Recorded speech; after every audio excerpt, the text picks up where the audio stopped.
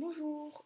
Alors je reprends la caméra quelques jours après avoir passé le dernier entretien avec le psychiatre que je rencontre au centre médico-psychologique de la ville où j'habite. Euh, Puisque j'avais parlé dans la précédente vidéo de la possibilité de passer des tests pour avérer ou pas un diagnostic qui avait été posé de trouble de personnalité borderline ou trouble de personnalité limite. Ce sont deux termes qui s'équivalent. Je prends la caméra, je vais être très honnête. La lumière n'est pas terrible, mais surtout, je traverse une phase de dépression. Voilà, je suis en plein dedans. Là où ça allait un peu mieux quand j'ai parlé la dernière fois, là ce sont des journées que j'affronte avec beaucoup de difficultés. La dépression étant une maladie, voilà, je tiens vraiment à le dire, c'est une maladie qui est un handicap dans la vie au quotidien, hein, que ce soit de l'altération de la vision qu'on a de soi, qu'on a du monde, de sa capacité à être en relation, de sa capacité à faire des choses. Ça vient vraiment handicaper le quotidien. Donc je suis en plein dedans, mais je me suis dit plutôt que d'attendre, je sais pas, un miracle, plutôt que d'attendre d'en sortir comme ça, je vais faire en sorte de prendre la caméra, de parler de l'entretien de la dernière fois. Pendant que mes idées sont aussi à peu près fraîches, j'ai quelques notes parce que c'est un sujet complexe que je ne maîtrise pas complètement de A à Z. Il y avait certaines choses que j'avais envie d'évoquer. Donc, la dernière fois que je suis allée voir le psychiatre, il m'avait proposé de passer des tests, j'imagine sous forme de questionnaire, pour eh bien, diagnostiquer ou pas le trouble. Il s'avère que la dernière fois que je l'ai vu, il m'a dit écoutez, ça fait un certain nombre de fois qu'on se rencontre, au vu de ce que vous me racontez, de ce qui s'est passé pour vous dans votre vie, mais aussi de ce que vous vivez, je n'ai pas de doute, je peux affirmer que vous souffrez bien de cette pathologie-là, donc que vous avez bien ce trouble de personnalité-là. Euh, Moi, j'avais pas besoin forcément de passer ces tests. Enfin, ça ne m'a pas manqué ou je n'ai pas ressenti le besoin de passer ces tests-là. Je me suis suffisamment fiée à mes ressentis et à mon état pour pouvoir évoquer tout ce que je traversais et faire confiance aux deux psychiatres du coup qui m'ont parlé de cette pathologie-là. Donc voilà, je sais juste que je souffre de ça et que tout ce que je traverse en ce moment ne fait que confirmer. Voilà. Parce que qu'est-ce que le trouble de personnalité limite du coup?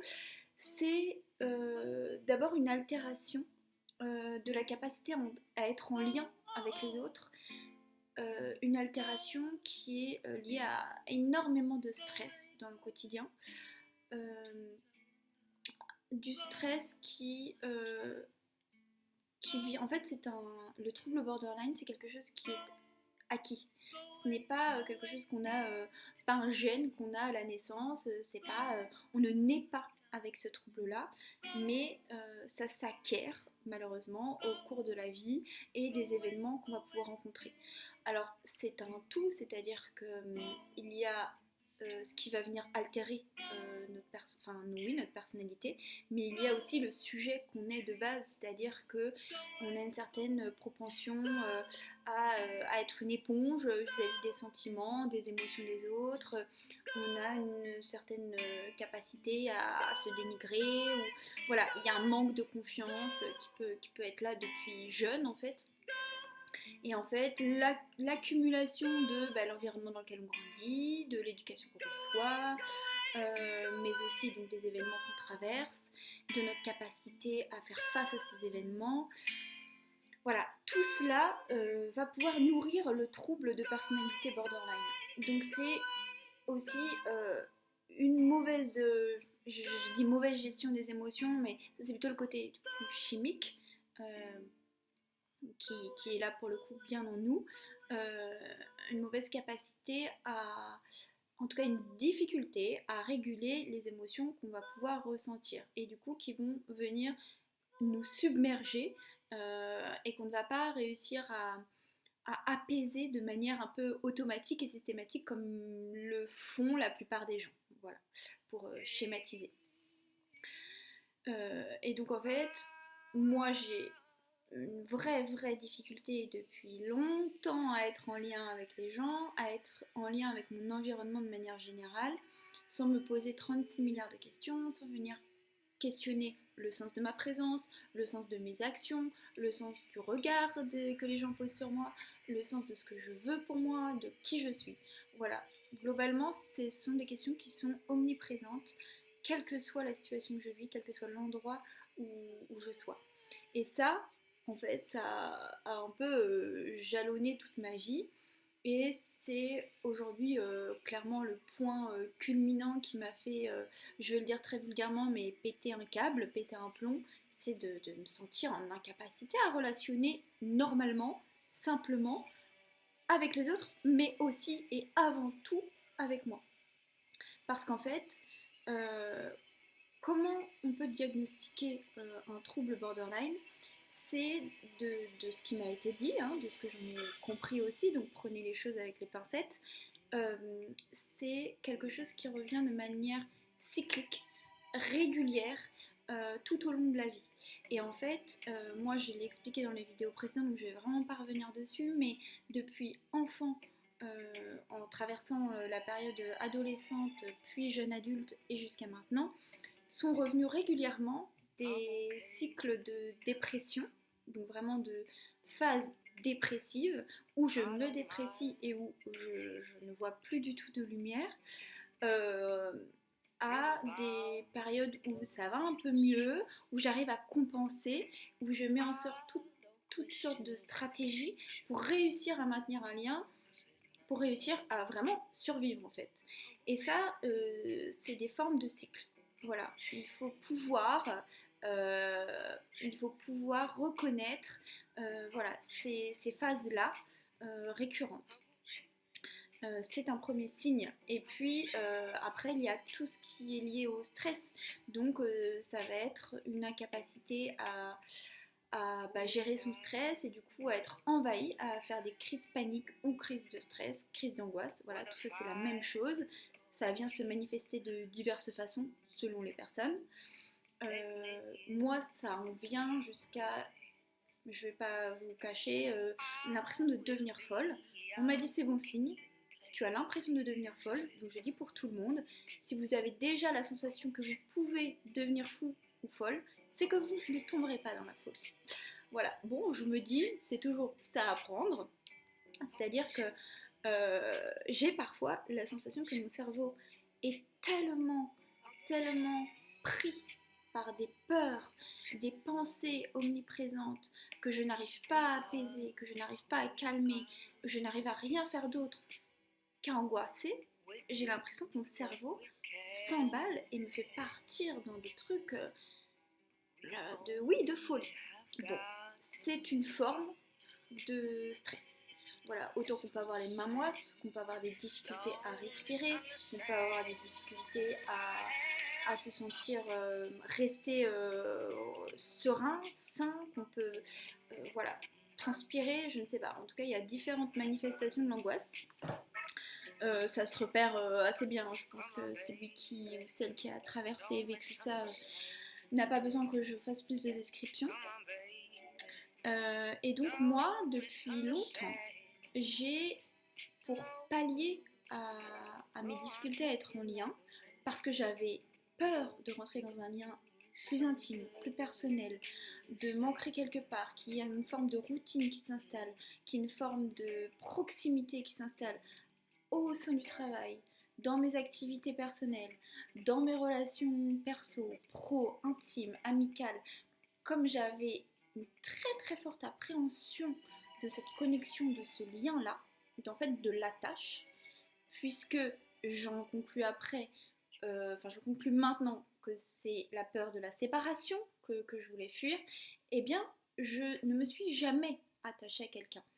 J'ai toujours fait en sorte d'être dans la fuite, d'être dans la prise de distance, de me faire un peu oublier, de ne jamais dire oui je serai là ou non je ne viens pas, mais de toujours laisser le doute planer, de fais sans moi. Si je suis là, c'est cool. Si je ne suis pas là, c'est pas grave. Toute prise de décision était un peu comme ça. Il faut toujours qu'il y ait un doute qui plane parce que je ne veux jamais m'engager fermement auprès de quelqu'un ou auprès de moi. Voilà, la fuite étant vraiment mon allié numéro un. Et donc j'ai connu ça tout le temps. Voilà, j'ai beaucoup déménagé, j'ai beaucoup cherché d'ailleurs au travers du voyage, au travers de multiples relations et conquêtes. Ça, j'en ai déjà parlé. Et il y a 2 ans, j'ai rencontré quelqu'un et je me suis dit, bah, finalement, être auprès de quelqu'un, avoir un lien plus privilégié, c'est marrant, mais ça me déplairait pas. Et donc je me suis dit, ok, ça m'a l'air très compliqué puisque ça vient mettre à mal tout ce que je connais, ça vient me déstabiliser dans mon fonctionnement, mais j'essaye d'y aller. Donc ça a été 2 ans de questions autour de ma capacité à pouvoir vivre cette relation à deux, mais aussi comment faire, ok, avec ce constat de c'est compliqué, comment faire pour évoluer. Et j'ai beaucoup travaillé autour de ça. J'ai continué à être beaucoup dans cette fuite, dans cette recherche de relations extra-conjugales, en tout cas dans cette possibilité d'avoir autre chose si jamais c'était trop anxiogène. Il s'avère que j'ai décidé un jour de me dire bah, ces peurs-là que tu as, ces stratégies d'adaptation, elles ne correspondent plus à ce que tu veux, à ce que tu ressens au fond de toi. Donc, bingo, vas-y, prends le taureau par les cornes et tu es accompagné de quelqu'un, donc c'est sans doute le moment de le faire. J'étais accompagnée d'un thérapeute et j'étais aussi accompagnée de mon amoureux. Et donc je me suis dit, bah en fait c'est un peu maintenant ou jamais, si tu ressens ce désir-là, vas-y. Il faut s'imaginer que c'est comme toute peur qu'on décide d'affronter, je veux dire, quel que soit le niveau d'anxiété que ça génère, quelle que soit la place que ça prenne dans la vie, si j'ai peur d'une forme, d'une araignée ou d'aller acheter mon pain toute seule, affronter cette peur-là, ça peut demander des mois et des mois de travail, ça peut demander de passer par des états d'esprit, des trucs vraiment compliqués. Donc il n'y a pas de jugement à porter sur la place que ça prend, sur l'importance que ça revêt pour l'autre en fait. C'est vraiment de soi à soi, qu'est-ce que ça vient générer. Moi il s'avère que ça venait générer des angoisses folles, une sensation de ne pas savoir faire, de ne pas pouvoir y arriver. Et finalement, j'ai décidé que si, j'allais pouvoir y arriver, que ça allait être long, que ça allait être complexe, mais que ça en valait suffisamment le coup. Et en fait, au moment où je décide vraiment d'y aller, où je mets fin à ces mécanismes-là, où je décide d'arrêter de subir en fait ces mécanismes, et bien la personne avec qui je vivais me dit ben en fait moi je j'arrive plus, c'est trop tard pour moi, je n'ai plus la patience, donc bah ciao, je m'en vais. Et en fait c'est venu comment dirais-je valoriser la peur que j'avais et ce que je fuyais depuis très longtemps, donc fuir au premier sens du terme, de par ces mécanismes de distanciation en fait. Je venais juste éviter l'abandon. Voilà, alors ça paraît extrêmement aisé dit comme ça, mais en fait le fait de ne pas entrer en lien avec quelqu'un, le fait de ne pas m'inscrire vraiment dans mon environnement, d'être toujours très à distance, toujours très fuyante, bah, ça m'évitait d'un jour avoir un lien qui se rompt, qui se brise, et du coup de ressentir une émotion de tristesse que je ne contrôle pas. Et là, eh bien, les deux événements coup sur coup que sont la rupture et l'avortement, qui sont quand même deux formes de séparation très différentes, mais qui bouleversent quand même beaucoup, eh bien c'est venu déclencher ce truc-là que j'ai dans le cerveau, de cette peur-là, irrationnelle, irraisonnable, de ok, tu n'es plus rien, tu ne comptes plus pour l'autre, tu ne vaux pas le coup, tu n'y arriveras pas toute seule, et surtout, mais regarde-toi en fait, regarde-toi, avec tes mécanismes d'adaptation, ça marchait plus ou moins bien, mais tu t'en sortais et t'arrivais à te regarder. Aujourd'hui, où tu as eu envie d'être transparente, où tu as envie de t'attacher à quelqu'un, où tu as eu envie, pardon, de faire cet effort-là, de combattre tes peurs, eh bien la personne s'en va. Donc, bah, tu n'es qu'une sombre merde. Je vous le dis texto, tel que dans ma tête, ça résonne. Hein.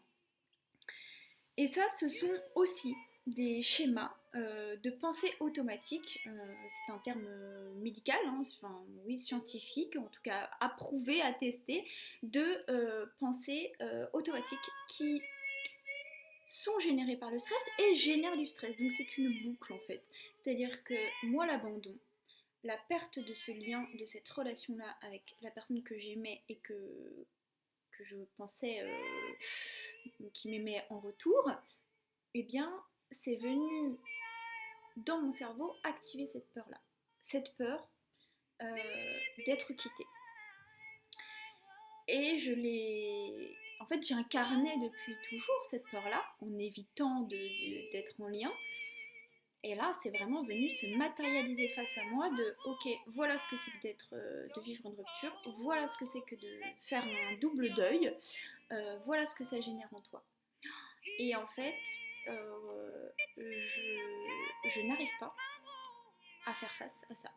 Quand je vous dis que je n'arrive pas, c'est que la présence de l'autre, même si je ne le vois pas, donc en fait son absence, mais le fait de savoir qu'il est toujours là quelque part et qu'il a lui d'autres relations, qu'il arrive à continuer sa vie, moi ça vient m'asphyxier, mais au premier sens du terme. Pour le coup, j'essaye d'aller marcher, j'arrive pas à respirer quoi. Ça m'est arrivé dernièrement d'aller marcher accompagnée de ma maman, donc de quelqu'un en qui j'ai pleinement confiance. Qui connaît très bien ma vie, hein, qui sait ce que je traverse, et bien je lui disais, mais j'ai l'impression d'être étourdie de stress, en fait, d'être étourdie par cette peur-là, cette pensée-là, tout le temps, tout le temps, tout le temps, de ne pas valoir le coup, en fait. Et c'est terrible, parce que c'est là où je me rends compte que, en fait, tout est altéré dans ma vision du monde. C'est... mes relations à l'autre sont altérées. C'est-à-dire que aujourd'hui, être en lien avec les autres, pour moi, c'est juste synonyme de peur. J'ai peur de faire confiance à quelqu'un et par exemple, je suis hyper émue, mais et qu'on me laisse tomber. J'ai peur d'être trop envahissante pour quelqu'un. Voilà, j'ai peur que mon étrangeté, ma singularité dérange. J'ai peur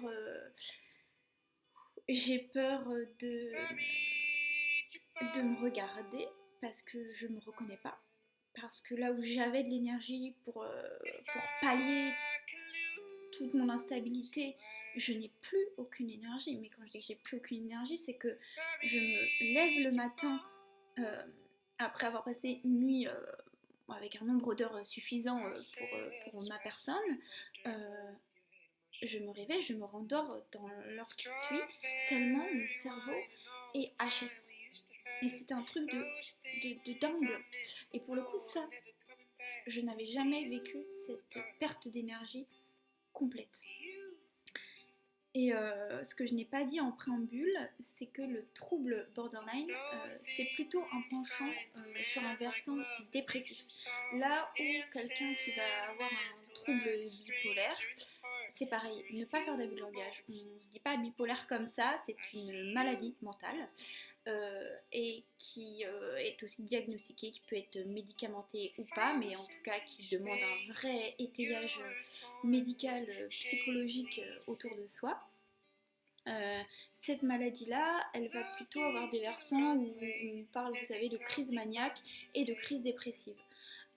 Ce sont des opposés qui sont, comment dirais-je, qui se manifestent voilà, de manière très frappante. Chez un bipolaire, ça va être de manière, ça va être un peu plus apaisé sur un long moment, et puis tout d'un coup, il va y avoir une crise qui se manifeste.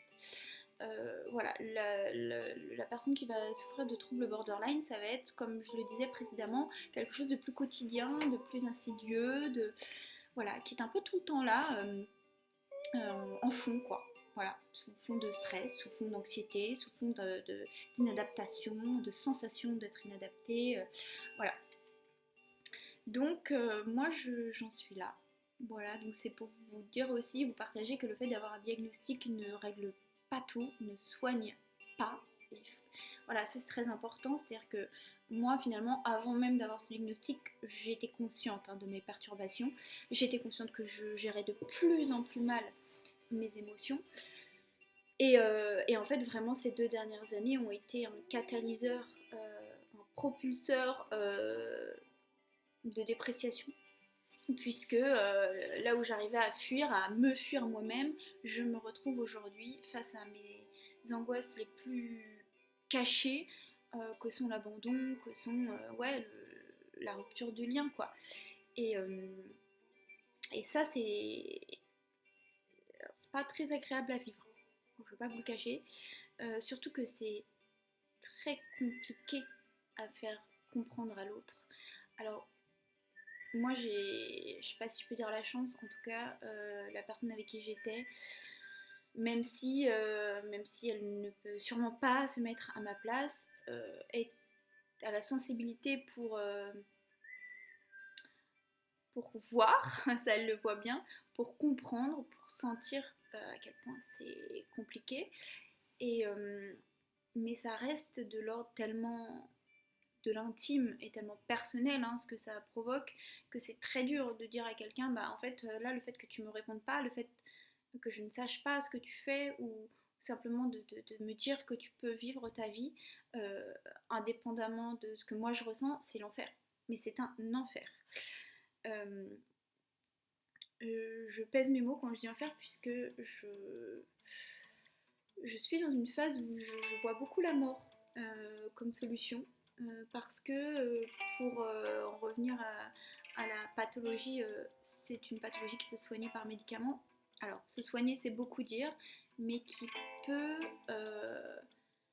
peut s'atténuer, parce que on peut être borderline, enfin avoir un trouble borderline à vie, c'est-à-dire qui nous suit un peu tout le temps, mais il y a plusieurs degrés, c'est-à-dire qu'il y a des personnes qui vont avoir besoin d'être hospitalisées régulièrement, d'autres non. Il y a des personnes qui vont subir beaucoup de phases dépressives, d'autres moins, d'autres qui vont pouvoir travailler, d'autres qui vont pas pouvoir travailler. Enfin, voilà, comme dans toute maladie, toute pathologie, tout handicap, il y a des degrés différents. Il ne faut pas s'enfermer dans quelque chose de particulier. Voilà,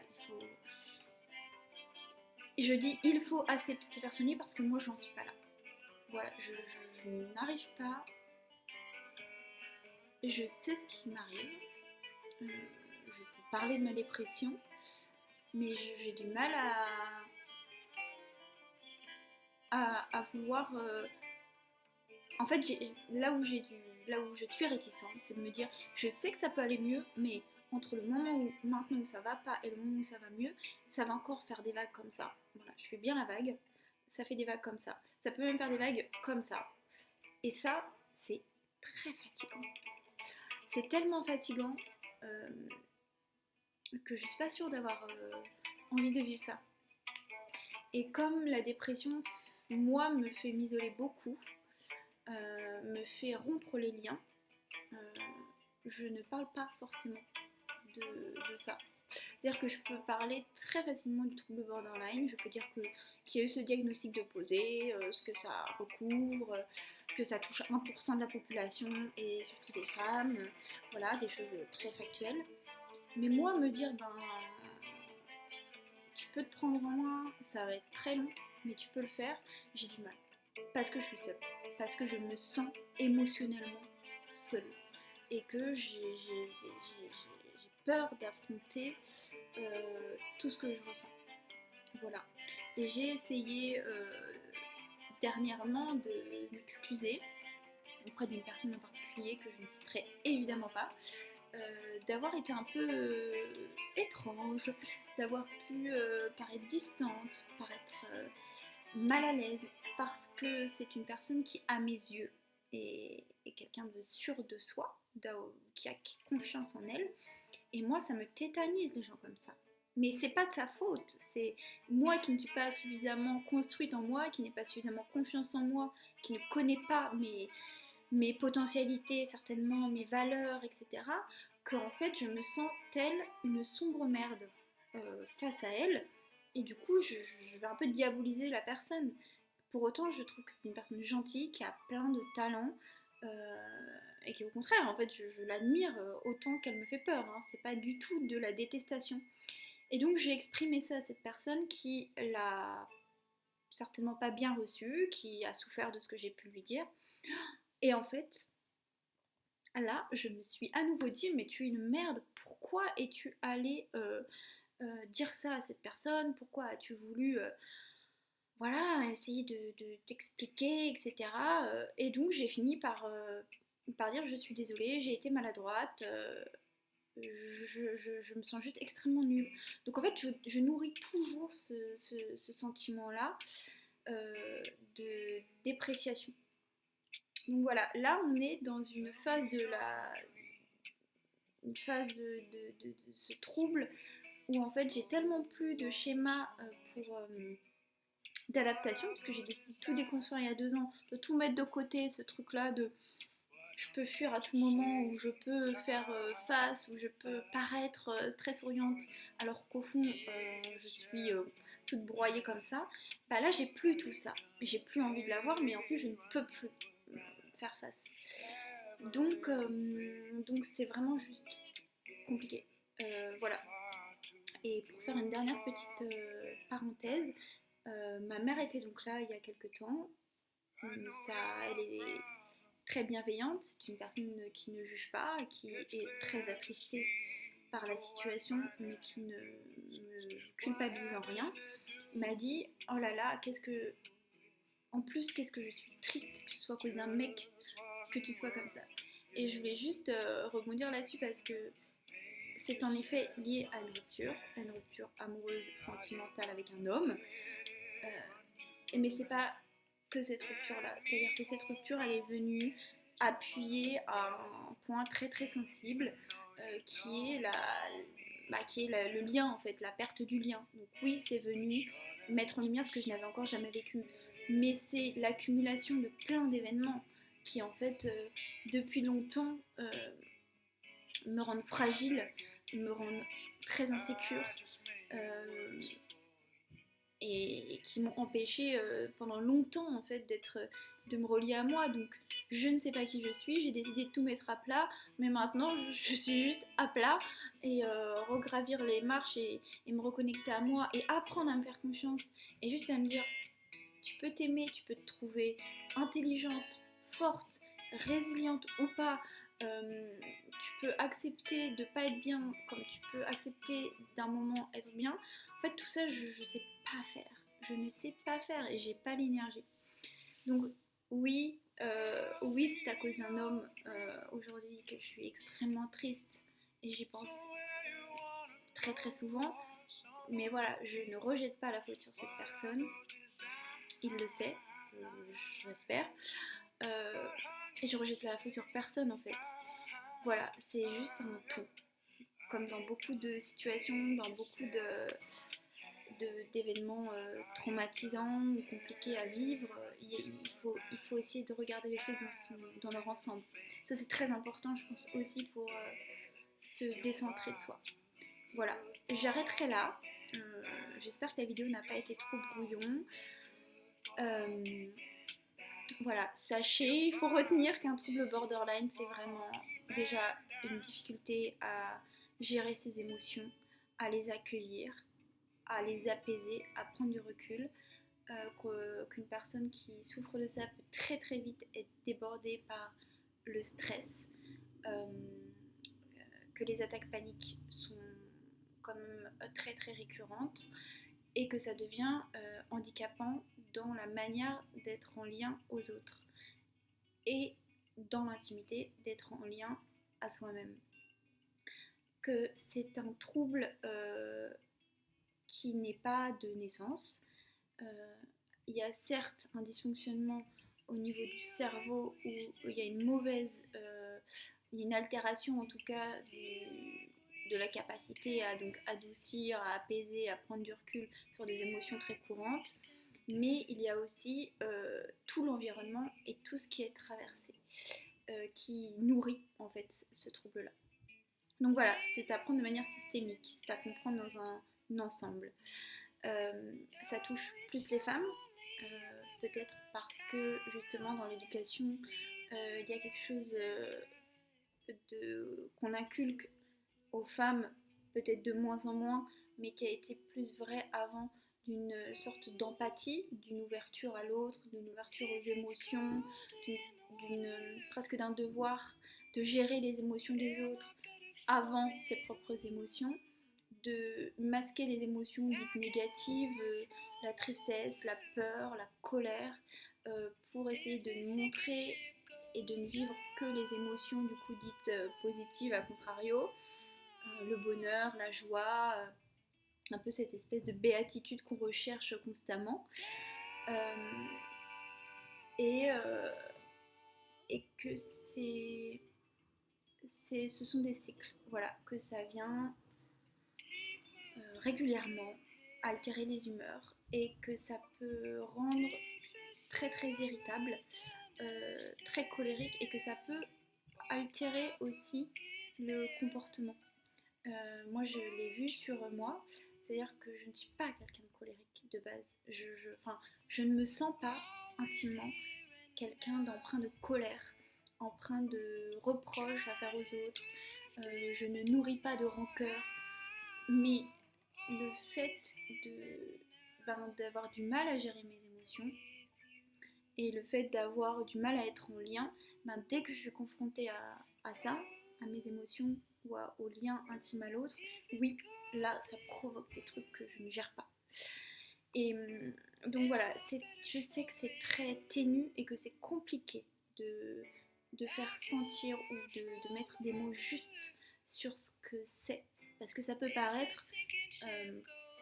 comme des caprices ou comme des bah oui, t'es un peu à fleur de peau, désolé pour toi, c'est un peu chiant, mais nous aussi en face, c'est compliqué. Et en fait, c'est une sensibilité et une forme d'être à fleur de peau qui est exacerbée, qui est démesurée. C'est-à-dire que c'est pas une contrariété anodine, c'est voilà, c'est un level au-dessus, mais je sais que ça n'excuse pas plein de situations qui peuvent être compliquées à gérer pour les aidants, pour ceux qui sont à côté, enfin voilà. Mais si je peux transmettre ça, que vraiment ne pas se culpabiliser en tant que personne souffrant de ça et ne pas culpabiliser les autres, c'est extrêmement important.